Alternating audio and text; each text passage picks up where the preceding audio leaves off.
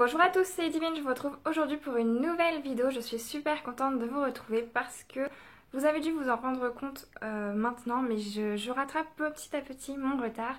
Et donc sur la chaîne, je vous ai déjà mis toutes mes vidéos concernant 2017, en tout cas fin 2017. Et donc là, ça va être un peu tard, je vais être encore un petit peu en retard, mais normalement, après le mois de mars, je devrais être dans les temps. Donc aujourd'hui, je vous retrouve pour vous faire ma vidéo qui est vidéo bilan plus book haul concernant les mois de janvier et février 2018. À la base, je voulais vous faire une vidéo bilan et à part une vidéo book haul, seulement j'ai vraiment pas du tout le temps niveau voilà sur la chaîne, sinon je vais me retrouver au mois d'avril encore à faire des vidéos datant de avant. Donc je vous retrouve pour vous faire tout en un. En tout, j'ai donc 10 livres à vous présenter. Ah oui, et pendant que j'y pense, j'ai changé le nom de la chaîne, donc la chaîne Ludivine Cutivine devient donc la chaîne Ludivine tout court. Pourquoi? Eh bien tout simplement parce que ça fait très longtemps, à peu près depuis le début de la chaîne en fait, que je m'étais trouvé le nom Ludivine Cutivine parce que je trouvais ça bien, je trouvais ça mignon, d'où le cutie. Mais finalement ça ne me correspond pas plus que ça, et finalement en y repensant bien, je pense que Ludivine tout court c'est pas plus mal pour ma chaîne, étant donné que en ce moment je fais beaucoup plus de vidéos de livres qu'autre chose, mais il faut savoir que je fais aussi les vidéos produits terminés, mais à côté de ça, quand je vais avoir un peu plus peut-être de matériel ou autre, je vais tenter d'autres vidéos. J'aimerais aussi vous parler de films, de séries, j'aimerais vous parler de toutes ces choses parce que je ne fais pas que lire dans ma vie. Et donc voilà, c'est pour ça que la chaîne devient tout simplement Ludivine, parce que je pense que ça me correspond beaucoup plus que Ludivine Cutivine. Voilà pour la parenthèse. Le premier livre que j'ai à vous présenter, c'est donc un thriller policier. Il s'agit d'Amstramgram de M.J. Arledge aux éditions 10-18.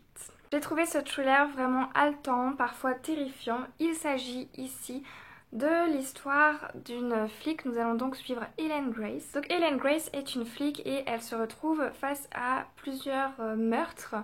Mais ce n'est pas les corps qu'elle retrouve en premier, c'est une personne complètement perdue. Et il s'avère que ces personnes qu'elle retrouve vivantes, donc, lui racontent un récit plutôt terrifiant. Ils ont été enfermés contre leur gré à deux, dans un endroit où leur seul moyen de sortie, c'était de tuer ou être tué. Ellen Grace va donc faire l'enquête et elle va vite se rendre compte que c'est grâce aux nouveaux meurtres qui arrivent, en fin de compte, que la clé de l'énigme sera là. J'ai trouvé vraiment l'intrigue palpitante du début à la fin. J'ai vraiment continué ma lecture en voulant savoir qui faisait ça et surtout pourquoi.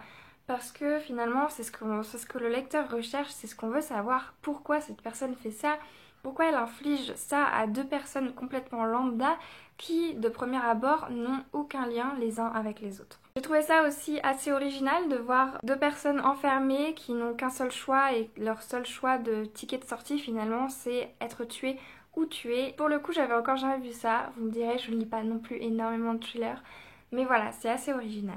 J'ai trouvé le personnage principal, Hélène, vraiment intrigante, mais surtout parfois un peu effrayante. Elle est très inquiétante et très complexe, dans le sens où on découvre une flic qui a deux personnalités finalement. On a certaines scènes où au début je pensais pas que ce serait elle, et finalement si, je me disais c'est plus la tueuse, un truc comme ça, et du coup on avait un indice si c'était une fille ou un gars.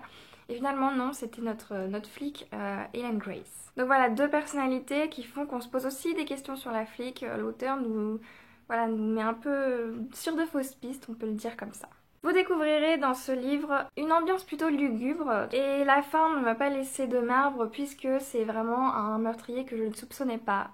Même si de fil en aiguille on comprend bien évidemment, mais voilà, moi je l'aurais jamais soupçonné ça et je suis plutôt contente de ce livre, c'est une très bonne lecture pour moi. En seconde lecture, je me suis donc attaquée à une romance. Il s'agit de Nos Faces Cachées d'Amy Harmon aux éditions Robert Laffont de la collection R, ou de la collection R des éditions Robert Laffont, je crois que ça se dit mieux. Il s'agit d'un livre que m'a offert Sarah, et donc elle l'avait dédicacé, je ne sais plus à quel salon très exactement. Donc voilà, merci encore Sarah, et donc voici ma chronique tout de suite. D'ailleurs, en parlant de chronique, tout ce qui est déjà mis en ligne sur mon blog, je vous mettrai les liens de mes chroniques en barre d'infos. Je vois pas trop comment vous résumer l'histoire mieux que ce qu'il y a à l'arrière, donc je vais tout simplement vous lire quelques phrases de la 4e de couverture. Nos Faces Cachées est l'histoire de 5 amis qui partent à la guerre. L'histoire d'amour d'une jeune fille pour un garçon brisé, d'un guerrier pour une fille ordinaire. L'histoire d'une amitié profonde, d'un héroïsme du quotidien bouleversant, Un conte moderne qui vous rappellera qu'il existe un peu de belle et un peu de bête en chacun de nous. Il s'agit donc ici d'une romance, je ne lis pas non plus énormément de romances. J'ai vraiment pu aimer et adorer ma lecture, vraiment je vous conseille ce livre. Il y a beaucoup de clichés, voilà, c'est assez ado je pense, mais ça n'empêche pas qu'on aime notre lecture et ça n'empêche pas non plus que l'auteur nous fait passer des messages vraiment très très beaux. Dans ce livre, la première chose que j'ai pu constater, c'est l'évolution des personnages. Donc on passe d'un Ambrose super beau gosse à un Ambrose, je vais pas vous dire ce qui s'est passé, mais voilà, et au final, il est plus lui-même. On a une ferme qui n'est pas très jolie, elle est plutôt palote, tout ça. Elle n'est pas remarquée par qui que ce soit dans son lycée quand on les voit au début.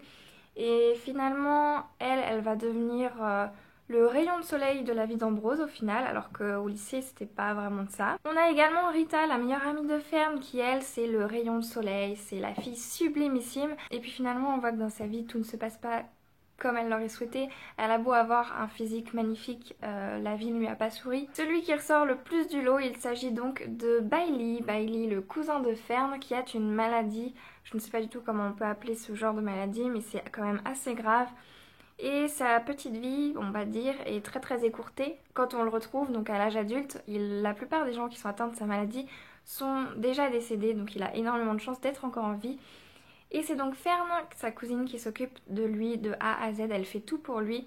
Et c'est magnifique de voir ça parce qu'on voit que Fern le fait sans arrière-pensée, elle ne se dit pas oh là là c'est chiant ou autre.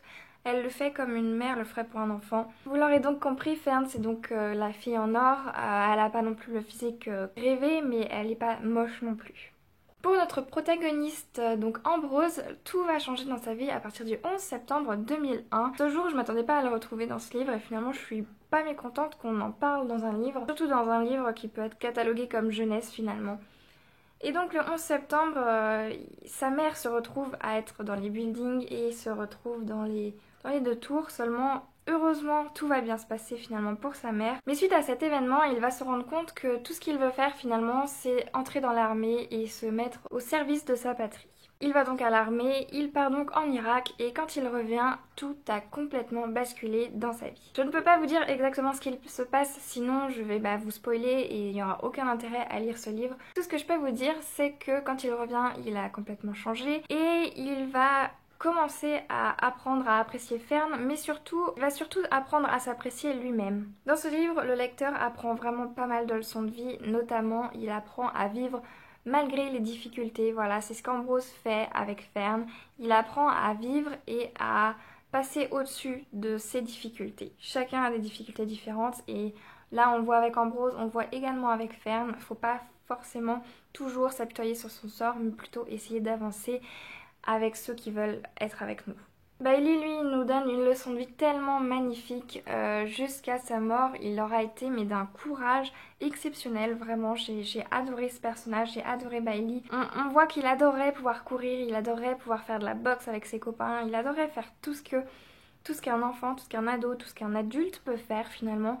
Et lui, encore une fois, il va réussir à faire des choses très courageuses tout en étant en fauteuil roulant et ça jusqu'à la mort comme je vous l'ai déjà dit. Ici, l'autrice a décidé d'aborder des sujets très délicats et si c'est mal fait, ça peut être mal interprété malheureusement. Heureusement, elle a vraiment des mots très justes et elle met beaucoup de justesse dans ses propos. En lisant ce livre, vous aurez beaucoup d'émotions, de la joie comme de la tristesse. Ne vous attendez pas à sortir de ce livre sans avoir été touché. Si c'est le cas, eh bien bravo.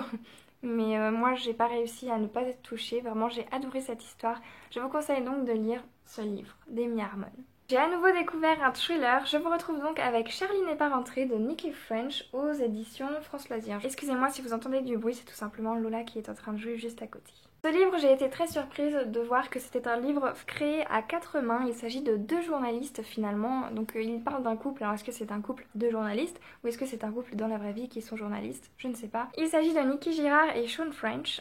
Donc 2 journalistes londoniens, si je me souviens bien. Ça ne m'a pas du tout embêtée dans ma lecture, au contraire, c'est très très bien fait. Et ils abordent ensemble d'un sujet, le pire sujet que tous les parents peuvent avoir dans leur vie finalement et qu'ils ne veulent absolument pas voir se faire. Il s'agit de la disparition d'un enfant. Et le pire du pire dans tout ça, c'est que la gendarmerie finalement ne prend pas en compte que c'est une disparition, ils s'attendent plutôt à une fugue, ils disent ça à la mère et comme dans toute famille, il y a des choses qui se passent, qui arrivent et les gendarmes interprètent juste une fugue, sauf que nous allons suivre Nina, un personnage très intéressant. C'est une femme très forte et indépendante et finalement elle va faire le travail des gendarmes et leur prouver que non, sa fille n'a pas fugué, sa fille a vraiment disparu et il y a vraiment des choses louches dans tout ça. Donc je vous le fais pas dire si cette fille est retrouvée, c'est bien à cause de la mère ou grâce plutôt à la mère, mais pas du tout des gendarmes qui n'ont pas du tout fait leur travail puisqu'ils ont simplement fait la chose facile. On va dire que c'est le père. Désolée s'il y a des gendarmes parmi nous, hein. Je ne fais qu'interpréter ce qu'il y a dans le livre. Évidemment que tous les gendarmes ne sont pas ainsi, heureusement. Donc comme je vous le disais, Nina c'est une femme forte et indépendante. On va la suivre vraiment du début à la fin. L'intrigue est très palpitante. On va se retrouver dans ce livre à être pris dans un tourbillon d'événements et finalement dans un nombre d'indices très vite, puisque le récit ne se fait que sur une journée, seulement un petit jour, donc c'est pas long et finalement pour cette femme, pour cette maman, c'est vraiment la pire journée de sa vie. En plus la pauvre Nina, elle se retrouve, on la retrouve le matin, elle est avec un ami qui est en train de lui réparer son moteur parce que sa voiture ne veut plus démarrer. Sauf qu'elle doit absolument démarrer puisque c'est Noël et qu'elle part en Floride avec sa fille et son fils. Oui Lola. Malheureusement tout ne va pas se passer comme prévu. Ensuite, suite à la voiture, c'est évidemment sa fille qui disparaît. Je ne dirais pas que ce livre est le livre de l'année, ce n'est pas un coup de cœur ni rien, mais par contre c'est une très bonne lecture. J'ai passé un très bon moment avec. Je vous le conseillerais pour passer un agréable moment très court. Je vous présente ensuite un livre que j'avais vraiment très hâte de découvrir et j'avais très hâte de lire cette suite. Il s'agit donc du tome 3 de La Passe Miroir, La Mémoire de Babel de Christelle Dabos aux éditions Gallimard. C'est donc un livre fantastique, jeunesse et encore une fois, Christelle Dabos a réussi à nous emporter dans un univers très riche et très original. J'aime beaucoup cet univers et j'ai qu'une envie, c'est de me replonger dans les 2 premiers tomes et de relire ce 3e livre. Bon, cette fois si vous entendez le bruit, c'est le chauffage qui se met en route, c'est normal. L'imagination de l'auteur est vraiment sans limite. Cette fois, nous ne découvrons pas l'Arche d'Anima ou de je sais plus comment ça s'appelle, l'Arche de Thorn. Mais dans tous les cas, on découvre une nouvelle arche. Il s'agit de Babel. Et dans Babel, c'est vraiment la modernité. On a des automates qui remplacent n'importe quel travail ou job que les humains n'ont pas envie de faire finalement. Dans cette arche, c'est vraiment tout à partir d'automates. Tout n'est qu'automate. Et Ophélie va se retrouver là-dedans un peu malgré elle, mais finalement elle est à la recherche de Thorn et ça fait plus de 2 ans et demi que les deux ont été séparés. Elle va donc finalement à Babel et elle doit aller sous une nouvelle identité, elle va donc être maintenant Eulalie. On distingue dans ce livre une évolution des personnages, notamment d'Ophélie puisque c'est avant tout elle que nous retrouvons dans ce tome. J'ai trouvé Ophélie beaucoup plus mature, beaucoup plus mûre et surtout beaucoup plus courageuse que dans les autres tomes. Alors c'est peut-être moi qui ai une mauvaise idée des 2 premiers tomes, ça fait quand même assez longtemps que je les ai lus. Mais voilà, j'ai vraiment beaucoup aimé Ophélie dans ce tome. Ou plutôt Eulalie devrais-je dire. Nous retrouvons Thorn un peu plus en retrait dans ce tome, mais ce n'est pas grave. On voit bien que ça fait 2 ans et quelques qu'ils ne se sont pas revus parce que Ophélie, quand elle le retrouve finalement, elle ne sait pas trop comment s'y prendre avec lui. Même moi, j'aurais été face à lui, je me serais dit mais qu'est-ce que c'est que ça quoi. J'ai trouvé encore une fois la plume géniale, très simple. La lecture est fluide mais vraiment complètement. Ce livre se lit très vite. On a également de très bonnes descriptions, ce qui nous permettent de s'immiscer dans l'univers très facilement. J'ai donc eu grand plaisir de retrouver les personnages et l'univers de Christelle Dabos et j'ai qu'une hâte, c'est que la suite sorte. Mon dernier livre lu est à nouveau un thriller, il s'agit de Zéro de Marc Ellsberg aux éditions Le Livre de Poche. C'est pas vraiment le livre des plus simples, donc je vais vraiment essayer d'être la plus concise possible pour que vous compreniez un maximum. Ce thriller, c'est un thriller d'anticipation. Nous sommes dans une société totalement 2.0. Nous allons retrouver notre journaliste Cynthia Bonsang, une journaliste vraiment à l'ancienne qui aime bien son stylo et son papier. Sauf que pour l'enquête d'un meurtre d'un jeune homme, finalement, suite à la nouvelle technologie, ou en lien avec la nouvelle technologie plutôt, elle va devoir se fier et surtout céder des nouvelles technologies. Le jeune homme, il est mort avec une paire de lunettes connectées et il suivait une ACTAP plutôt, nommée Freemy, voilà, d'une entreprise nommée Freemy. Freemy, c'est quoi? C'est une société totalement high-tech, c'est une société spécialisée dans la collecte et l'analyse des données, c'est une société qui finalement va donner du fil à retordre plutôt à Cynthia Bonsang. Ce livre, je l'ai beaucoup aimé, pourquoi? Parce qu'on a une réflexion chez le lecteur, voilà, l'auteur nous fait réfléchir et personnellement, moi, il m'a fait peur. Il m'a fait peur parce que je me suis dit, oulala, on commence à arriver dans ce genre de société, on commence à arriver avec plein de technologies et on commence à ne plus pouvoir se passer des nouvelles technologies, c'est vrai. Même aujourd'hui, même si on n'est pas au point de ce livre, Aujourd'hui, on a quand même beaucoup d'applications qui nous aident pour faire du sport, qui nous aident pour mieux manger sainement. Plein de choses dont on pourrait avoir besoin et finalement c'est tout ce qu'il y a dans ce livre. C'est donc une peur des technologies, ces technologies qui peuvent rendre certaines personnes plus manipulables et plus obéissantes. Donc l'entreprise Freemy au final fait ce que bon lui semble des personnes qui utilisent leurs applications. Une grande question se pose également, la vie privée, est-ce qu'on en a encore aujourd'hui? Donc dans cette société, clairement la réponse est non. Dans une société où n'importe qui, une personne lambda, grâce à une application, peut décider de vendre ses données. Même si aujourd'hui nos données on ne peut pas les vendre nous-mêmes, on sait très bien que Facebook, Google ou je ne sais quoi vendent nos données alors qu'elles sont censées être personnelles. Donc voilà, la plupart des gens dans ce livre décident de vendre eux-mêmes leurs données et surtout elles vendent ce qu'elles veulent dans leurs données. Cynthia Bonsan, elle n'avait pas du tout ça avant, elle doit se retrouver du jour au lendemain dans cet univers totalement high-tech. Autant vous dire qu'elle s'écroule, qu'elle apprend vraiment malgré elle et qu'elle n'aime pas ça du tout. Dans ce livre, attendez-vous à avoir beaucoup d'informations à digérer, surtout beaucoup d'informatique. Le monde informatique est vraiment omniprésent dans ce livre, donc je pense que si vous n'êtes pas très bon ou si vous n'êtes pas très connecté dans votre vie de tous les jours, mais dans ce cas pourquoi vous êtes sur YouTube si vous n'êtes pas un minimum connecté, voilà, si vous n'êtes pas du tout connecté sur quoi que ce soit, eh bien ne lisez pas ce livre, vous n'allez rien comprendre. En tout cas, je pense que moi j'ai compris parce que je suis un minimum connectée et surtout que je suis un minimum informée de ce qu'il se passe. Mais quand on ne connaît rien du tout dans ce monde-là, je vous conseille pas d'acheter ce livre à n'importe qui. Clairement l'histoire est surprenante, elle est effrayante quelquefois, mais on a vraiment des personnages crédibles qui sont bien ancrés dans leur histoire, dans leur récit. J'ai d'ailleurs trouvé Cynthia très attachante, elle arrive à réfléchir d'elle-même dans un monde où chacun a besoin d'une application pour faire ou dire ce qu'il a besoin de faire ou de dire. Elle a beau utiliser des lunettes connectées parce que son patron lui a enjoint très fortement à le faire, elle ne se laisse pas tenter, elle ne se laisse pas influencer par les ACTAPS. Zéro, c'est quoi? C'est une organisation de personnes, une ou plusieurs personnes, nous ne savons pas, puisque ils sont contre Freemy, en gros, ils sont contre toutes ces données, ces collectes de données que tout le monde donne, vend à n'importe qui comme ça. Et ils veulent surtout mettre en garde la population contre les entreprises comme Freemy qui influencent et font un peu ce qu'ils veulent de n'importe qui. Finalement, Zéro veulent tout simplement contrôler eux-mêmes ce qu'ils ont envie de contrôler et non plus être contrôlés. Attendez-vous donc à avoir une remise en question totale dans ce livre et c'est donc une plume très bien, j'ai vraiment adoré ce livre. Je vous conseille de le lire vraiment si vous avez envie d'avoir une petite image de ce qui peut arriver dans notre monde parce que finalement, c'est pas parce que c'est dans un livre que ça ne peut pas arriver en vrai, peut-être que ça arrive déjà également. Il me semble, si je ne me trompe pas, que des entreprises comme Facebook, ce genre de choses, ont déjà avoué avoir influencé des personnes tout en changeant leur flux d'actualité. Ce qui n'est quand même pas rien, donc voilà, on peut influencer quelqu'un juste avec une application et je pense que c'est pas pour rien que les plus jeunes n'ont pas le droit d'aller sur des applications comme ça. J'espère que mon avis a été un peu clair sur ce livre, c'est vrai que du coup il est assez complexe. Je pense que pour vraiment comprendre ce que je vous ai dit, il faudrait le lire, il faudrait le découvrir et j'ai qu'une envie, c'est de lire les autres livres de Mark Ellsberg. Je crois qu'il n'en a fait que 3 pour l'instant. Il y a Blackout que je viens de voir là et je sais plus le nom de l'autre. Enfin voilà, si vous avez lu les autres, n'hésitez pas à me dire ce que vous en avez pensé. Comme toujours, si vous avez fait des chroniques ou des vidéos sur un des livres que j'ai fait, n'hésitez pas à me les envoyer en lien, ça peut être en perso ou en commentaire, hein, ça ne me gêne absolument pas. Tant que c'est pas un truc qui n'a rien à voir, moi ça ne me gêne pas personnellement. Donc voilà, j'espère ne pas avoir été trop longue. Je vais donc très brièvement passer à la suite de la vidéo qui sera donc mon book haul. J'ai donc 5 livres à vous présenter et j'attaque tout de suite. Avec une suite de sagas que j'attendais très patiemment, il s'agit de Cœur Guimauve de Cathy Cassidy, donc c'est Les filles au chocolat de chez Pocket Jeunesse.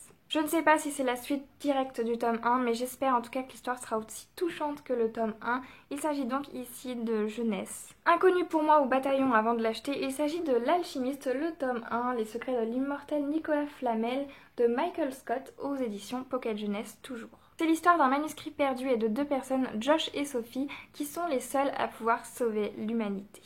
Ici nous avons donc un fantastique jeunesse. Très connu sur la blogosphère, je peux enfin m'attaquer à Wonder de R.J. Palacio aux éditions Pocket Jeunesse toujours. C'est un contemporain et j'ai très hâte de voir de quoi il en retourne, j'en ai tellement entendu parler partout sur la blogosphère, sur YouTube, partout. Et surtout j'espère que moi aussi je vais tomber sous le charme de ce livre et de ce personnage. Petit retour en arrière avec un sac de billes de Joseph Joffo aux éditions Le Livre de Poche. Il s'agit ici d'un témoignage historique. Apparemment Joseph Joffo, c'est donc un témoignage, ce serait vraiment son histoire un peu romancée si j'ai bien compris. J'ai donc vu ce livre très brièvement sur les vidéos de Sarah. Il s'agit ici de deux frères qui tentent de regagner la zone libre et donc on est à Paris en 1941. Et on refait un petit rebond dans le temps avec Presque minuit de Anthony Combrexel. Je l'avais noté parce que le temps que je le trouve, voilà. On se retrouve donc ici à Paris en 1889. Donc voilà, c'est encore un retour dans le temps. On a 6 orphelins, on a un monde avec des créatures magiques. Moi, je ne demande rien de plus. J'ai qu'une envie, c'est de le découvrir. Et en plus, c'est donc le tout premier livre d'une édition, si j'ai bien compris. Donc c'est l'édition 404 et il s'agit du premier livre qui a gagné le prix, le lauréat de l'édition. Donc félicitations au gagnant Anthony. Et surtout, j'ai très hâte de le découvrir et de voir ce que ça donne. Donc c'est le premier livre de l'édition, c'est pas le premier livre, hein, c'est le premier livre gagnant. Voilà, cette vidéo est donc officiellement terminée. J'espère qu'elle vous aura plu. N'hésitez pas encore une fois à me retrouver pour des chroniques que vous avez faites. Si vous avez déjà lu ces livres, n'hésitez pas à me donner tout simplement votre avis en commentaire. Et n'hésitez pas non plus à me proposer des lectures en cours des livres que je viens de vous montrer. Tout simplement. Je vous retrouve donc très prochainement pour une nouvelle vidéo. Je vous souhaite à tous de très bonnes lectures et vous dis à la prochaine.